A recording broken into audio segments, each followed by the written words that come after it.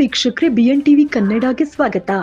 ಬೆಂಗಳೂರಿನ ಮಾಣಿಕ್ ಷಾ ಪರೇಡ್ ಮೈದಾನದಲ್ಲಿ ನಡೆಯುತ್ತಿರುವ 76ನೇ ಗಣರಾಜ್ಯೋತ್ಸವದ ಸಂಭ್ರಮದಲ್ಲಿ ರಾಜ್ಯಪಾಲ ಥಾವರ್ ಚಂದ್ ಗೆಹ್ಲೋಟ್ ಧ್ವಜಾರೋಹಣ ನೆರವೇರಿಸಿ ಗೌರವ ವಂದನೆ ಸ್ವೀಕರಿಸಿದರು. ಇದೇ ವೇಳೆ ರಾಜ್ಯವನ್ನ ಉದ್ದೇಶಿಸಿ ಮಾತನಾಡಿದ ರಾಜ್ಯಪಾಲರು, ಜನರಿಗೆ ಆಗುತ್ತಿರುವ ಸಂಕಷ್ಟಗಳನ್ನು ಅರಿತುಕೊಂಡು ಜಾರಿಗೆ ತಂದ 5 ಗ್ಯಾರಂಟಿ ಕಲ್ಯಾಣ ಯೋಜನೆಗಳು ಯಶಸ್ವಿಯಾಗಲಿದ್ದು ದೇಶದ ಗಮನ ಸೆಳೆದಿವೆ ಎಂದರು.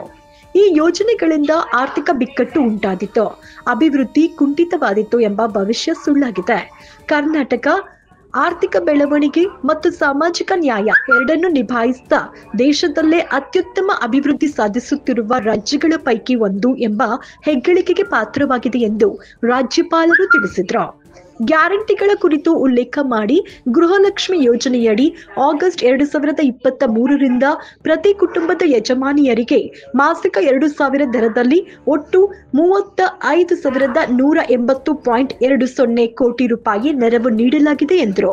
ಅಲ್ಲದೆ ಈ ವರ್ಷ 13% ನಷ್ಟ ಹಣಕಾಸು ಬೆಳವಣಿಗೆ ಸಾಧಿಸಿದೆ. ಹಣಕಾಸು ವ್ಯವಸ್ಥೆಯನ್ನ ಸರ್ಕಾರ ಉತ್ತಮವಾಗಿ ನಿರ್ವಹಿಸಿದೆ. ರಾಜ್ಯದ ಆರ್ಥಿಕ ಬೆಳವಣಿಗೆಗೆ ಉತ್ತೇಜನ ನೀಡಿದೆ ಎಂದರು. ಇನ್ನು ಸೈಬರ್ ಅಪರಾಧದ ಬಗ್ಗೆ ಮಾತನಾಡಿ, ಸೈಬರ್ ಅಪರಾಧದ ಹಾವಳಿಯ ಒಂದು ಆಘಾತಕಾರಿ ವಿಷಯವಾಗಿದೆ. ರಾಜ್ಯದಲ್ಲಿ ಈಗ ವರದಿಯಾಗುತ್ತಿರುವ ಎಲ್ಲ ಅಪರಾಧ ಪ್ರಕರಣಗಳ ಒಟ್ಟು ಶೇಕಡಾವಾರು ಸೈಬರ್ ಅಪರಾಧಗಳು 10ರಷ್ಟಿವೆ ಎಂದರು. ಮುಖ್ಯಮಂತ್ರಿ ಸಿದ್ದರಾಮಯ್ಯ ಅವರು 76ನೇ ಗಣರಾಜ್ಯೋತ್ಸವದ ಕುರಿತು ನಾಡಿನ ಜನತೆಗೆ ಶುಭಾಶಯವನ್ನು ಕೋರಿದ್ದಾರೆ.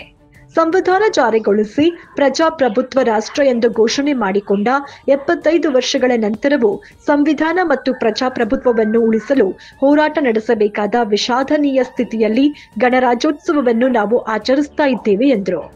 ಇನ್ನು ಈ ಕುರಿತು ಟ್ವೀಟ್ನಲ್ಲಿ ಶುಭ ಕೋರಿದ ಅವರು, ಇದು ಗತ ವೈಭವದಲ್ಲಿ ಮೈ ಮರೆಯದೆ ವರ್ತಮಾನದ ವಾಸ್ತವಗಳಿಗೆ ಮುಖಾಮುಖಿಯಾಗುವ ಕಾಲ. ಕಾರ್ಯಾಂಗ, ಶಾಸಕಾಂಗ ಮತ್ತು ನ್ಯಾಯಾಂಗಗಳೆಂಬ ಸಂವಿಧಾನದ 3 ಮುಖ್ಯ ಆಧಾರ ಸ್ತಂಭಗಳು ಭದ್ರವಾಗಿದ್ದು ಆರೋಗ್ಯಕರವಾಗಿ ಕಾರ್ಯನಿರ್ವಹಿಸಿದ್ರೆ ಮಾತ್ರ ಸಂವಿಧಾನದ ಪಾಲನೆಯಾಗುತ್ತಿದೆ ಮತ್ತು ಪ್ರಜಾಪ್ರಭುತ್ವ ಸುರಕ್ಷಿತವಾಗಿದೆ ಎಂದು ಅರ್ಥ ಹೇಳಿ ತಿಳಿಸಿದ್ರು. ನೋಡ್ತಾ ಇರಿ ಬಿಎನ್ ಟಿವಿ ಕನ್ನಡ, ಇದು ನಿಮ್ಮ ಧ್ವನಿ. ಲೈಕ್ ಮಾಡಿ, ಶೇರ್ ಮಾಡಿ, ಸಬ್ಸ್ಕ್ರೈಬ್ ಮಾಡಿ.